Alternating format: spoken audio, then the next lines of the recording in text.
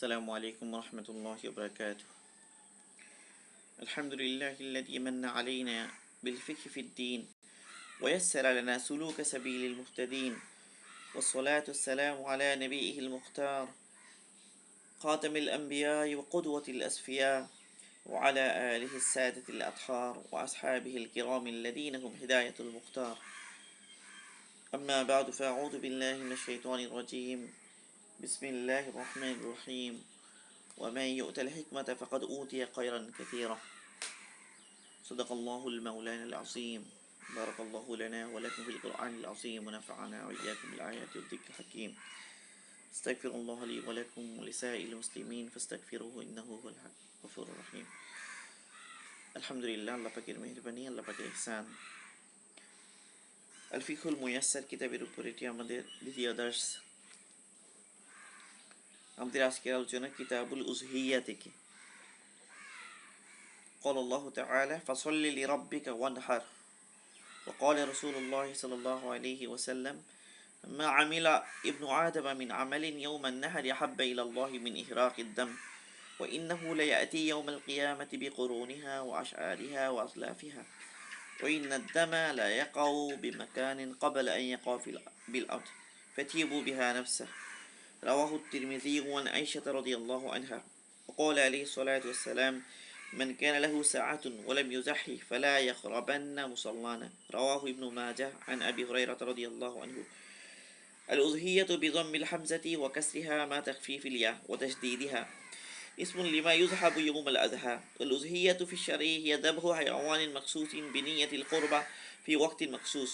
الأضحية واجبة عند الإمام أبي حنيفة رحمه الله وعليه الفتوى، والأضحية سنة مؤكدة عند الإمامين أبي يوسف ومحمد رحمهما الله. আলহামদুলিল্লাহ, এতটুকু যা আমরা পড়লাম এটা তরজমা। কিতাবুল উযহিয়া মানে কোরবানির অধ্যায়। আল্লাহ পাক বলেন ফাসল্লি লিরাব্বিকা ওয়ানহার, তোমরা তোমাদের রবের জন্য সালাত কায়েম করো এবং কোরবানি করো বা নহর করো। নহর করো বলতে জবাই করো উদ্দেশ্য, উটকে নহর করা হয়, কোরবানি করো। আচ্ছা, রাসূল সাল্লাল্লাহু আলাইহি ওয়াসাল্লাম বলেন বনি আদম কোরবানির দিনে রক্ত প্রবাহিত করার চাইতে আল্লাহ পাকের কাছে বেশি পছন্দনীয় আর কোনো আমল করে না। কোরবানির দিনে বনি আদম যত আমল করে এর মধ্যে সবচেয়ে আল্লাহ পাকের প্রিয় আমল হচ্ছে রক্ত প্রবাহিত করা। নিশ্চয়ই কোরবানির জানোয়ার কিয়ামতের দিন আসবে, তার শিং সহ, তার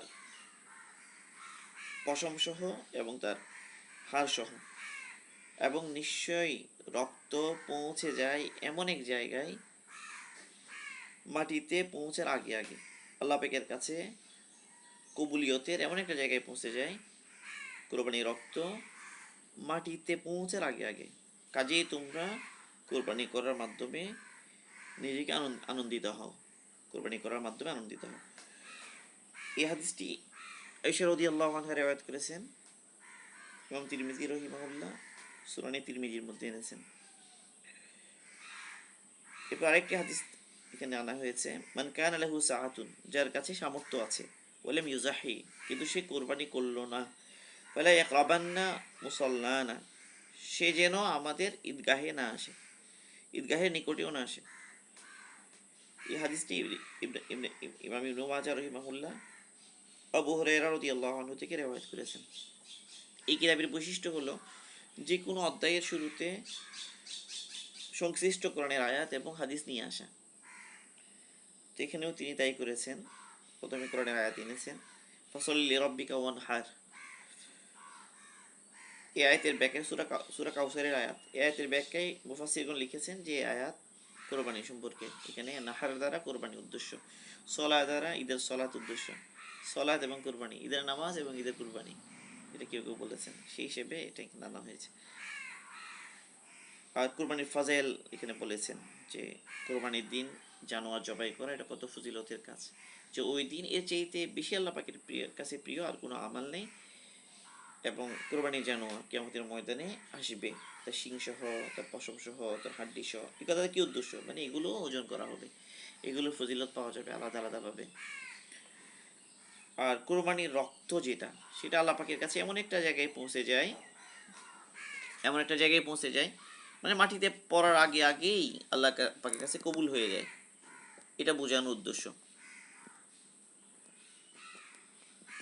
আল্লাহ পাকের কাছে কবুল হয়ে যায়, এটা বোঝানোর উদ্দেশ্য, যে মাটিতে পড়ার আগেই একটা জায়গায় পৌঁছে যায়, মানে কবুলিয়তের জায়গায় পৌঁছে যায়। কাজে তোমরা মানে আনন্দিত হও কোরবানি করার মাধ্যমে, মানে এটা আনন্দিত হওয়ার বিষয় যে কোরবানি করতে পারা। আর যেই ব্যক্তির কাছে সামর্থ্য আছে সে যদি কোরবানি না করে, সেই জন্য আমাদের ঈদগাহের নিকটেও না আসে। এই হাদিস দ্বারা ফুকাহাগণ কোরবানি করা যে ওয়াজিব এটা সাবিত করেছেন, কোরবানি করা ওয়াজিব এটা সাবিত করেছেন। এটা একটা আয়াত। আরেকটা আয়াত আছে, আরেকটা হাদিস আছে, সে হাদিসের মধ্যে এটা আছে যে কেউ যদি ঈদের নামাজ পড়ার আগে কোরবানি করে ফেলে, তাহলে সেই জন্য আরেকটি পশু কি করে কোরবানি করে। কোরবানি করা যদি ওয়াজিব না হতো তাহলে আবার আরেকটা পশু কোরবানি করতে বলা হতো না, তাহলে আবার আরেকটি পশু কোরবানি করতে বলা, তার উদ্দেশ্য হলো এটা ওয়াজিব। এই জন্য প্রথমটা যেহেতু নষ্ট হয়ে গিয়েছে আরেকটা দিতে হচ্ছে। আর রাসূল সাল্লাল্লাহু আলাইহি ওয়াসাল্লাম 10 বছর ছিলেন মদিনাতে, প্রতি বছর কোরবানি করেছেন। মুআযাবাত একটা আমালের উপরে এইভাবে রেগুলার আমল করার না ওয়াজিব হওয়ার দলিল। তো এরপরে এখানে মুসান্নিফ রাহিমাহুল্লাহ তিনি কোরবানি শব্দটার তাহকিক করেছেন, বা এটার উচ্চারণ কিভাবে হবে সেটা বলেছেন। আল উযহিয়া তো বিজম্মিল হামজা, উযহিয়া লেখা হয় হামজা দিয়ে, হামজাটা পেশযুক্ত হামজা। জম্মা মানে হামজা, জম্মুন শব্দের অর্থ হলো কি পেশ। বিজম্মিল হামজা, জম্মা বলা হয় পেশকে, মানে ফাতাহ বলা হয় জবরকে, আর কাসরা বলা হয় জেরকে। আমরা তো জের জবর পেশ হিসেবে চিনি, এটার অন্য নাম হচ্ছে কাসরা, হচ্ছে জের। ফাতাহা ফাতাহা হচ্ছে যে জবর, আর হলো জম্মা পেশ। তো জম্মা দিয়ে শুরু, কেউ কেউ জেদ দিয়েও লিখেন, মানে হামজাতে জেদ ইজহিয়া এভাবেও লেখেন। আর ইয়াটা কোথাও কোথাও তাখফিফ, তাখফিফ দ্বারা উদ্দেশ্য হলো কোথাও কোথাও সাকিন আর কোথাও কোথাও কি তাসদিদ, মানে ইয়ার উপরে তাসদিদ দিয়েও পড়া হয়, ইয়ার উপরে সাকিন দিয়েও পড়া হয়। ইসমুন লিমা ইউসবাহু ইয়ৌমাল আজহা, ইসমুন এটা নাম, লিমা ওই জিনিস, ইউসবাহু যা জবাই করা হয়, ইয়ৌমাল আজহা কোরবানির দিনে, কোরবানির দিনে যে জানোয়ারকে জবাই করা হয় সেই জানোয়ারকে উজহিয়া বলা হয়। ইসমুন লিমা ইউসবাহু ইয়ৌমাল আজহা, ওই জানোয়ারের নাম যে জানোয়ারকে জবাই করা হয় ইয়ৌমাল আজহা মানে কোরবানির দিনে। এটা হলো শাব্দিক অর্থ। ওয়াল উযহিয়াতু ফিশ শারঈ, মানে শরীয়তের পরিভাষায় উযহিয়ার সংজ্ঞা। ওয়াল উযহিয়াতু ফিশ শারঈ হিয়া, সেটি হচ্ছে যাবহু হায়াওয়ানিন মাকসুসিন, যাবহু মানে জবাই করা, হাইওয়ান জানোয়ার, মাকসুস নির্দিষ্ট, বিনিয়াতিন বিনিয়াতিল কোরবা, বা হলো বা শব্দের অর্থ হচ্ছে সাথে, নিয়ত মানে তো নিয়ত, কোরবা মানে আল্লাহ পাকের নৈকট্য হাসিলের নিয়তে, মানে সওয়াবের আশায়। বিনিয়াতিল কোরবা মানে হলো সওয়াবের আশায়, মানে যে আমাল করলে আল্লাহ পাকের নৈকট্য লাভ করা যাবে, এরকম নিয়তের সাথে জবাই করা। ফি ওয়াক্তিন মাকসুসিন, নির্দিষ্ট সময়ে। তাহলে কোরবানির সংজ্ঞাটা সুন্দর করে খেয়াল করতে হবে। কোরবানির সংজ্ঞার মধ্যে তিনটা বিষয় আছে। এক হলো যাবহু হায়াওয়ানিন মাকসুসিন, সুনির্দিষ্ট জানোয়ার জবাই করতে হবে, যে কোনো জানোয়ার জবাই করলে হবে না, যে সমস্ত জানোয়ারকে শরীয়ত কোরবানিতে জবাই করার জন্য নির্দিষ্ট করেছে সেই জানোয়ারগুলি হতে হবে। এরপরে বিনিয়াতিল কোরবা, বিনিয়াতিল কোরবা তার উদ্দেশ্য হলো আল্লাহ পাকে সন্তুষ্টির নিয়তে জবাই করতে হবে, অন্য কোনো নিয়ত এখানে যুক্ত হতে পারবে না। গোস্ত খাওয়ার নিয়ত, গোস্ত খাওয়ার নিয়ত বলতে শুধু গোস্ত খাওয়া, মানে গোস্ত খাওয়ার জন্য জবাই করা, সবের আশা নাই, এরকম যদি হয় অন্য কোনো নিয়তে জবাই করলে হবে না। জবাইটা হতে হবে শুধুমাত্র আল্লাহ পাকের সন্তুষ্টির জন্য কোরবানি হিসেবে।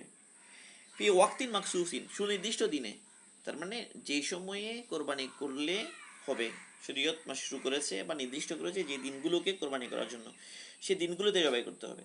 তাহলে নির্দিষ্ট দিনে বা সময়ে জবাই করতে হবে, নির্দিষ্ট জানোয়ার জবাই করতে হবে, এবং এর সাথে আল্লাহ পাকের সন্তুষ্টির নিয়ত থাকতে হবে। এই তিনটা যে কোনো একটা যদি না হয় সেটা আর কোরবানি হবে না। এমন জানোয়ার জবাই করা হলো যেটাকে শরীয়ত অনুমতি দেয়নি, তাহলে কোরবানি হবে না।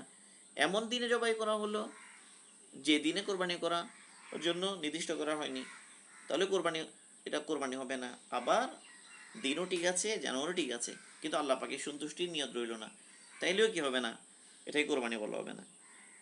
এতটুকু। এরপরে তিনি লিখেছেন, আল উজহিয়াতু ওয়াজিবাতুন ইনদাল ইমাম আবি হানিফাতা রহিমাহুল্লাহ। আল উজহিয়াতু কোরবানি, ওয়াজিবাতুন ওয়াজিব, ইনদাল ইমাম আবি হানিফাতা রহিমাহুল্লাহ, ইমাম আবু হানিফা রহিমাহুল্লাহর নিকটে। মানে একদম সহজ এবারতগুলো, আরবি এবারতগুলো, মানে যারা মানে বাংলা জানে তারাও বুঝবে এমনভাবে উনি বলেছে। আল উজহিয়াতু ওয়াজিবাতুন ইনদাল ইমাম আবি হানিফাতা রহিমাহুল্লাহ ও আলাইহিল ফতোয়া, মানে এই মতের উপরেই ফতোয়া। তিনি এই প্রথম মত যেটা আছে এটা বর্ণনা করলেন, এবং এরপর দ্বিতীয় আরেকটা মত উনি বলছেন, আল উজহিয়াতু সুন্নাতুন মুআক্কাদাতুন ইনদাল ইমামাইনে আবি ইউসুফা ওয়া মুহাম্মাদিন রহিমাহুমাল্লাহ।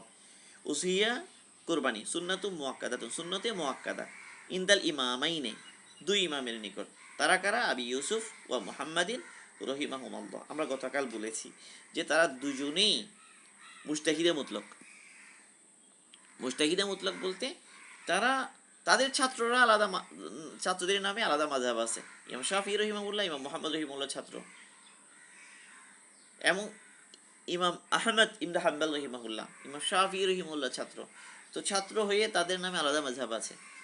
আর ইনারা ওই জামানায় ইমাম আবু ইউসুফ এবং ইমাম মুহাম্মদ রহিমাহুল্লাহ, বলা হয় যে ওই জামানায় তারা আনপ্যারালাল ছিলেন এলমের ক্ষেত্রে, মানে তাদের দ্বিতীয় আর কোনো ব্যক্তি ছিল না এলমের লাইনে।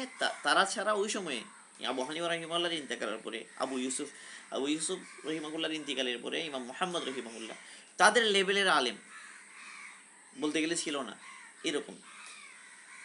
তো ওনারা ইমাম আবু হানিফা রহিমাহুল্লাহর সাথে সম্মানের কারণে, মর্যাদার কারণে ওনার দিকে নিজেদেরকে নিসবত করেছেন, নাহলে তারা নিজেরাই মুজতাহিদে মুতলাক ছিলেন।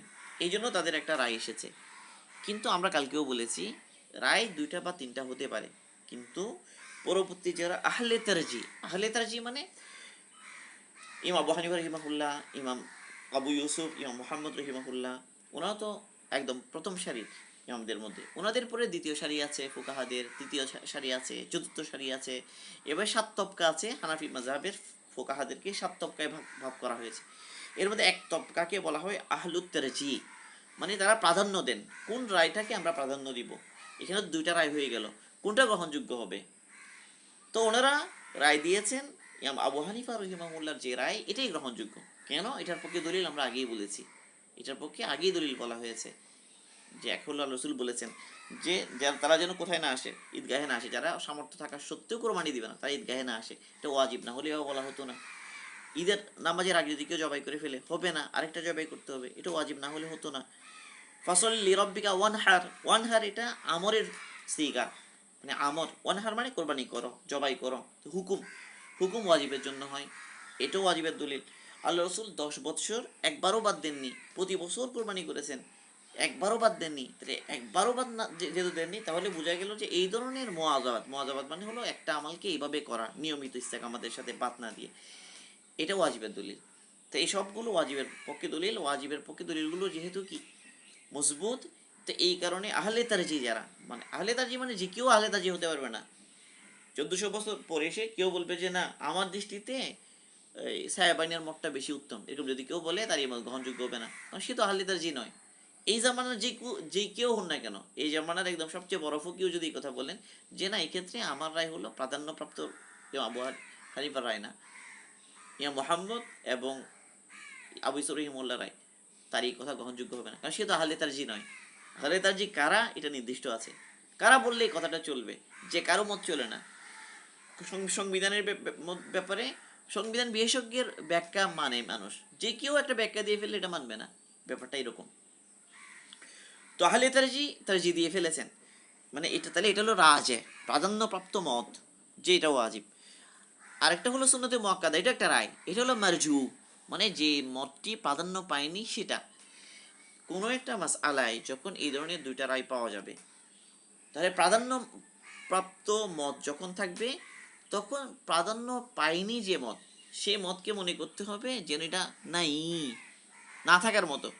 মানে বলা হয় যে আল মারজু, মারজু যেটা সেটা রাজের উপস্থিতিতে মাদুমের মতো। মাদুম মানে হলো জিরো, নাই। এই জন্য কোনো রাজে কৌল থাকলে সেখানে মারজুকুল বলা এটা ঠিক নয়। রাজে একটা প্রাধান্যপ্রাপ্ত একটা মত, সবাই এটা প্রাধান্য দিয়েছে, এটাকে গ্রহণ করেছে, সেটার উপস্থিতিতে আরেকটা অপ্রাধান্যপ্রাপ্ত রায় বা মতকে গুরুত্ব দিয়ে তুলে ধরা, এটা উচিত নয়, এটা সহি নয়। একাধিক রায় থাকতে পারে, রায়টা কি কারণে সেটা আমরা বললাম, তারাও মুস্তাহিদ ছিলেন, এই কারণে রায় দিয়েছেন, কিন্তু আমাল ওই যেটা প্রাধান্যপ্রাপ্ত রায় এটার উপরেই ফতোয়া, এটা একটা কথা আমরা বললাম এখানে। তাহলে মাসালা কিন্তু একটা বলা হলো মাত্র, আসলে একটা মাসালা বলতে গেলেও অনেক কিছু লাগলো ভালো করে এটা বুঝতে গেলে, কারণ এখানে দুইটা রায় এসেছে, কোনটা প্রাধান্যপ্রাপ্ত, কেন ওয়াজিব বলা হচ্ছে, ওয়াজিবের দলিলগুলো কি। এখন এগুলো নিয়ে আসলে আলোচনা দরকার ছিল না, আমরা তো প্রথমেই বলেছি যে দলিল আলোচনা দরকার নেই, কিন্তু এখানে দলিল কিছু দিয়েছেন উনি মুসান্নিফ, কিছু আপাতত দিয়েছেন, পরে আর দেবেন না। এবার এটাই জামানের জরুরিও, কারণ একদল এই কথা বারবার বলছে যে এটা সুন্নত সুন্নে মুআক্কাদা, করলেও কি না করলেও কি, মানে কোরবানি না করলেও চলবে, কোরবানির পরিবর্তে সদকা করে দাও, কত কথা। তো এই সমস্ত কথা শুনে যেন আমরা কনফিউজ না হই, সেই জন্য অন্তত এই বিষয়ে মাসালা, এই দলিলগুলো আমার সামনে জানা থাকা দরকার। ফাসল্লি লিরাব্বিকা ওয়ানহার, এটা একটা দলিল, ওয়াজিবাতের দলিল। রসুল বলেছেন যে ঈদগাহে আসিও না, কোরবানি সামর্থ্য আছে না করলে, তাহলে এটা ওয়াজিবের দলিল। 1 বছর রসুল বাদ দেন নাই, প্রতি বছর করেছেন, এটা ওয়াজিবের দলিল। একইভাবে ঈদগাহে নামাজের আগে যদি কেউ, যদি মসজিদে নামাজ পড়ার মানে সরি ঈদের নামাজ পড়ার আগে যদি কেউ জবাই করে ফেলে, তাহলে হবে না, আরেকটা জবাই করতে হবে, এটা ওয়াজিবের দলিল। ওয়াজিব দলিলগুলো আমাদের মাথায় অন্তত এই মাসালায় রাখতে হবে এই পরিস্থিতির কারণে। যাক, এতটুকু আমাদের আজকের আলোচনা, ইনশাআল্লাহ। সুবহানাল্লাহি ওয়া বিহামদিহি, সুবহানাকাল্লাহুম্মা বিহামদিকা, আশহাদু আল্লা ইলাহা ইল্লা আনতা, আস্তাগফিরুকা ওয়া আতুবু ইলাইক।